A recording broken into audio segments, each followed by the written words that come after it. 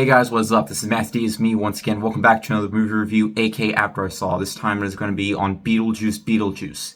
Now, I'm not going to say that name again because who knows what's going to happen if I do say that name again, so I'm just going to try my best not to. But anyways, in this film, Michael Keaton returns as you-know-who. Winona Ryder returns once again as Lydia Dietz, who recently loses her grandfather. And Catherine O'Hara also returns from the first film, as we follow Lydia as she has a daughter now, and she opens up the realm to the dark world where all the ghosts live, and where he lives. And he is also being hunted down by his ex-wife, who's a soul sucker, played by Monica Bellucci. And from there, both the dark and the real world are in serious trouble. And Lydia has to spawn him again in order to make things right again. And, what is there to say about the original film? It's an icon when it comes to horror comedies. It is known for just being the film that made Tim Burton a household name. Sure, Pee-wee's Big Adventure was great, but truly showed what Tim Burton could do as a filmmaker in terms of his new style.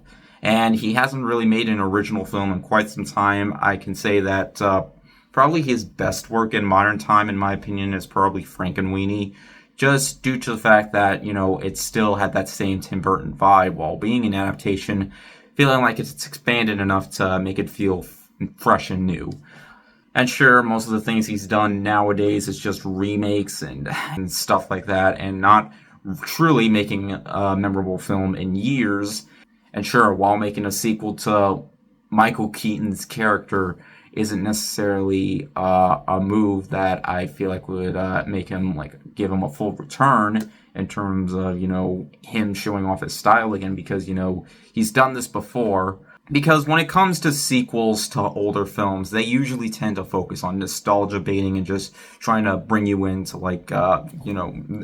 some people just see it as cash grabs, though I feel like by far the one to work best is Top Gun Maverick, because while, it does have familiarities to that original film, had a really deep storyline and new characters that we all connected with, and was just a blast to watch, and just felt like everything was just leaping off the screen. It felt like a summer blockbuster had returned after a depressing 2 years of just doing nothing but staying at home. Or either 1 or 2 years. Bottom line is, we're not in that generation anymore, so yeah. But I gotta say, this film is probably his best film in years. That's not really saying a whole lot, because there are some elements that definitely do have familiarities to the original, though I can definitely appreciate the film by not fully being a retelling of the original film. Like a couple get killed in an accident, and they're trying to get these people out of their house as ghosts. I definitely appreciate it for trying something a little different and focusing on, Lydia and her family, and, the fact she has a daughter now and she has her own stuff to deal with during the film. At first, I didn't really get it all that much, but when it goes down later in the film, then it definitely makes a lot more sense.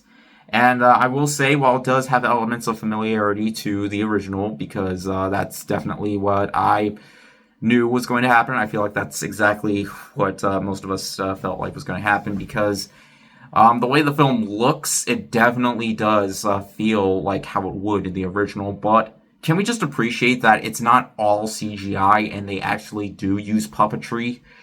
Sure, the sandworm is CGI, but I really appreciated how they made it look like it was done in stop motion, and just really trying to capture what made that thing so iconic.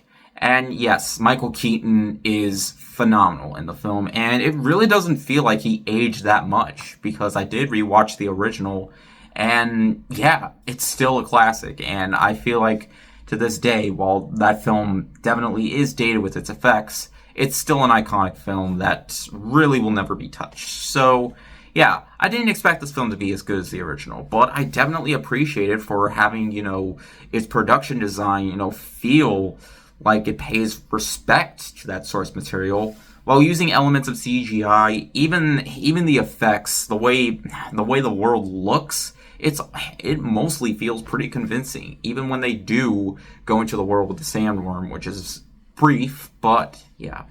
And of course, with the original film, he wasn't in the movie that much, even though he's the title character. It mostly focused on the couple played by Alec Baldwin and Gina Davis, who aren't in the movie, but they do explain why they aren't in the movie. So even Tim Burton explained why they didn't reprise the roles. So yeah, but I gotta say, even some of these new characters, like there's one played by Willem Dafoe who doesn't get a whole lot of screen time, but he was really good in the movie too. I thought he was pretty entertaining, and would have really liked to see more of him. And Monica Bellucci as this new villain, I thought she was really good. She kind of reminds me of, I keep forgetting her name. You know, the wife in the Addams Family and all that. But yeah, I really would have liked to have seen more of her, as she's mostly the main villain. But of course, Michael Keaton does, tend. He was a good guy in the animated TV series, as far as I know. I never watched it, but from what I know of, he was the good guy. But yeah, I would definitely be lying and saying that I didn't have fun with this movie, but I generally did. It is slightly longer, but there are some pacing issues during the beginning, but it really picks up when we do see Michael Keaton again, and he does have a good amount of screen time. Despite the fact that he didn't have a whole lot of screen time in the original, it still never really felt that way while watching the film, even though it did focus on, a couple rather than just, who we expected to see in the film. In the end, guys, I really had a fun time with this one.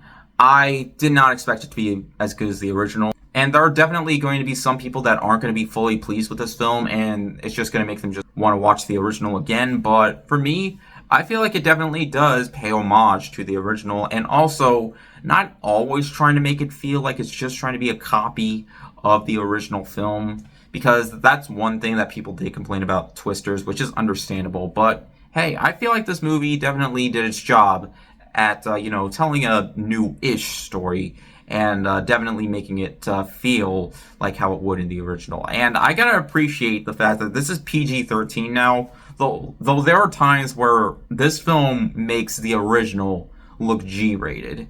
And that film was PG too, but this film, definitely really pushed some of the limits to PG-13. There's some quite a bit of disturbing imagery, and I just loved seeing, these characters, that are in the underworld, and just seeing exactly the ways that they have died.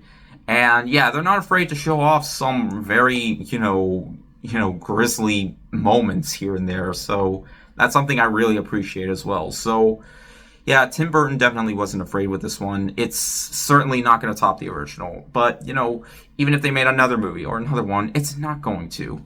But I respect it. And I had fun with it for what it was. I appreciated trying to change things up a little bit with its story, despite it recreating a scene that is familiar to the original. I'm not going to spoil, but hey, bottom line is I had myself a delightful time with this one. And Tim Burton, man, all I gotta say is, nice sequel.